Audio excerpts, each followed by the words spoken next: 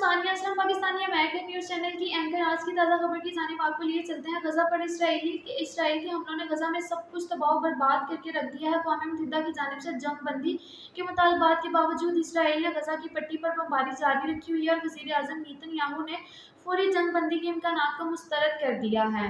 Israeli वज़ीर आज़म ने ऐलान किया है कि हमास के खात्मे का मंसूबा जारी रहेगा, जबकि अक़वाम मुत्तहिदा ने गज़ा में सूरत हाल मुख्तलिफ होने के खदशे का इजहार किया है। इससे कबल फ़लस्तीनी बिलाल अहमद सोसाइटी ने बताया था कि अस्पतालों के करीबी इलाकों में इसराइल की बमबारी जारी है।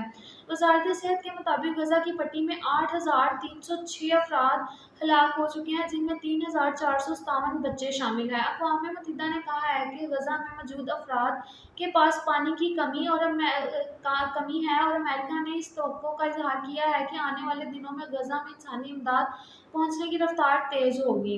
सोमवार के दिन इसराइली फ़ौज ने कहा है कि हमास की जानिब से एक यरगमाल बनाए जाने वाले फ़ौजी को रिहा कर दिया गया है। ताहाल इसकी कोई खबर मंजर आम पर नहीं आई, लेकिन उम्मीद है कि जल्द ही सामने आ जाएगी। आइंदा मज़ीद खबरों से आगाह रहने के लिए चैनल को सब्सक्राइब और लाइक कर दें।